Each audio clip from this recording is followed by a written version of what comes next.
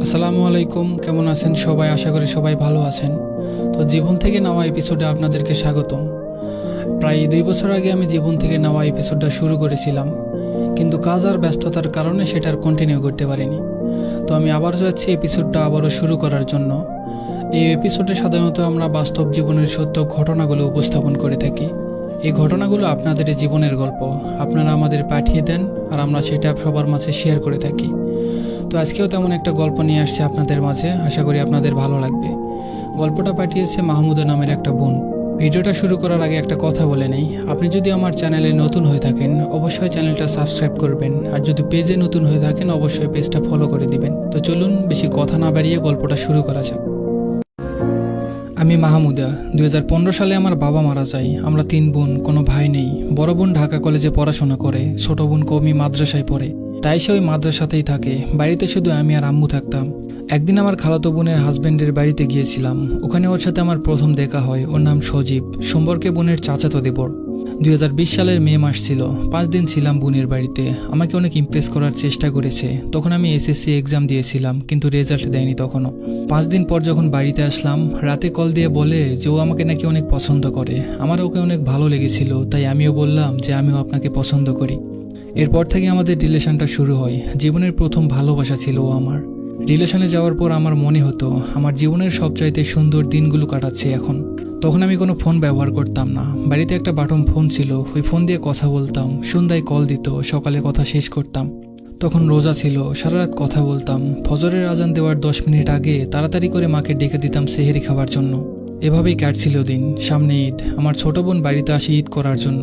আমি ওর কাছে সজীবের কথা বলি। বোন বুঝতে পারে যে আমি সজীবকে অনেক ভালোবাসি, এই জন্য আর কিছু বলে নাই আমাকে। বড় বোন বাড়িতে ঈদ করতে আসতে পারেনি, তাই ঢাকা ঈদ করেছে।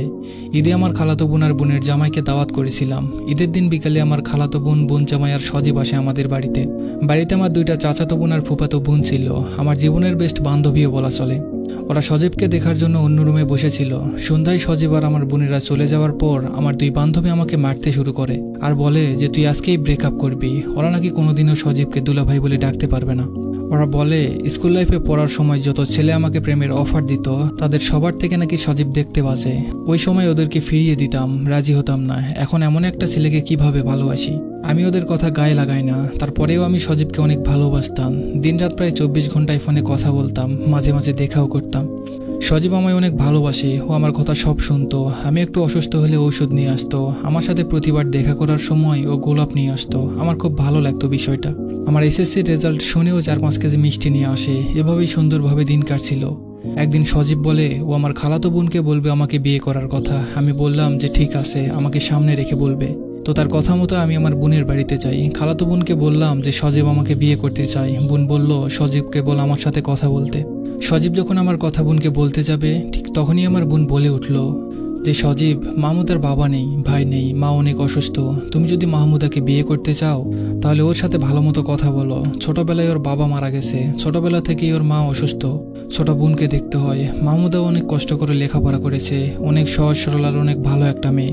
তুমি যদি টাইম পাস করতে চাও তো মজা করার জন্য অনেক মেয়ে আছে, ওর মতো এতিম মেয়ের সাথে মজা করো না। এইসব কথা সজীব শুনে আমার খালাতো বোনের কাছে 7 দিন সময় চায়। 7 দিন পরও জানাবে বিয়ে করবে কিনা। আমি তখন খুব অবাক হলাম, ভয় লাগতে লাগলো। সজীব আমাকে বিয়ে করবে তো? সজীব আমার সবকিছুই জানতো, কিন্তু ওই সময় কেন চাইলো বুঝতে পারলাম না। আমি বাড়ি চলে আসলাম। তার 7 দিন পর আমার বোন সজীবকে জিজ্ঞেস করে কি করবে। সজীব বলল সে যদি বিয়ে করে তাহলে আমাকেই করবে। আমার খালাতো বোন বলল ঠিক আছে, তাহলে বিয়ের ব্যবস্থা করো। তখন সজীব বলল আমি এখন ওকে বিয়ে করতে পারবো না, আমার কয়েক মাস সময় লাগবে। আমি মাহমুদাকে এখন কই রাখবো? আমাদের বাড়ির কাজ চলতেছে, আপনি তো ভালো করেই জানেন। আমার বোন বলে উঠলো ঠিক আছে, তাহলে এই কথাই থাকলো।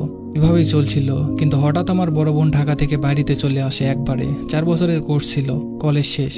বড় বোন শুধু শুধু আমার সাথে ঝগড়া করতো, আমাকে অনেক মারতো। বাড়িতে যেই বাটন ফোন ছিল ওই ফোনটা আমার বড় বোন ভেঙে ফেলেছে। সজীবের সাথে কথা বলতে পারতাম না। সজীব আমার চাচাতো বোনকে কল দিয়ে আমার সাথে 5 মিনিট করে কথা বলতো। একদিন সজীব আমাকে বলল আমার সাথে একটু দেখা করতে পারবে। ওর সাথে দেখা করতে গেলাম, গিয়ে দেখি ও আমার জন্য একটা ফোন কিনে নিয়ে এসেছে। ওর কাছে টাকা ছিল না, তারপরেও কষ্ট করে টাকা জমিয়ে আমার জন্য একটা ফোন কিনে নিয়ে এসেছে। আমার যে কি ভালো লেগেছিল সেদিন আমি তা বোঝাতে পারবো না। তারপরে ওই ফোন দিয়ে আমরা কথা বলতাম।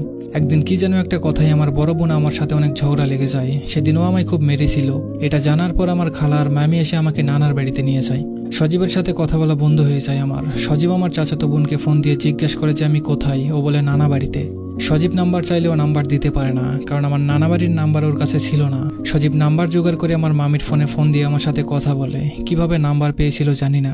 আমার মামা খালারা ঠিক করে আমাকে বিয়ে দিয়ে দিবে। তখন আমি সজীবকে সব কথা বললাম তোমাকে ছাড়া আমি বাঁচবো না, তুমি কিছু একটা করো। পরে সজীব তার বড় বোনকে আর তার বন্ধুকে পাঠায়। এর পরের দিন সজীবের মা, ছোট বোন, বড় বোন সহ অনেকেই আসে। যাওয়ার সময় আমাদের গ্রামে অনেক মানুষের কাছে জিজ্ঞেস করে আমার কথা। সবাই রাজি থাকলেও সজীবের বাবা বিয়েতে রাজি হয়নি, কারণ আমার বাবা নেই, ভাই নেই, মা অসুস্থ। সজীব পরিবারের একমাত্র ছেলে, এমন বাড়িতে কিভাবে তার বাবা ছেলের বিয়ে দিবে। সজীব শেষবারের মতো আমাকে দেখতে আসে আর বলে যে ফ্যামিলিতে রাজি হয় না, আমি যেন ওকে মাফ করে দেই, ও নাকি ওর ফ্যামিলির বিরুদ্ধে যেতে পারবে না। কথাটা শোনার পর যেন ভেতরটা দুমড়ে মুচড়ে যাচ্ছিল। আমি 4 দিন না খেয়েছিলাম, অনেক কান্না করেছি, অনেক কল দিয়েছি ওকে একটু কথা বলার জন্য। আমার বাবার কবরের কাছে গিয়ে অনেক কান্না করেছি। নভেম্বর, ডিসেম্বর, জানুয়ারি 3 মাস চলে গেছে। সজীবের সাথে তেমন কথা হয় না, ও তেমন কথাও বলতে চায় না। 3 মাসে হাতে গোনা কয়েকবার কথা হয়েছে আমাদের। আমি শুধু বলতাম যে আমি তোমাকে অনেক ভালোবাসি, তোমাকে ছাড়া আমি থাকতে পারবো না। সজীব শুধু বলতো আমার কিছু করার নেই। আমি ওর পায়ে পর্যন্ত ধরেছি আর বলেছিলাম যে আমাকে তোমার বাড়িতে কাজের মেয়ের মতো করে রাখো, আমি আর কিছুই চাই না। আমায় তাও রাখেনি। এদিকে আমার বিয়ের জন্য মামা ছেলে দেখতে যায়। মামি বলল ছেলে নাকি নিজের বড় বাড়ি আছে, ব্যাংকে চাকরি করে, ছেলের বাবা নেই।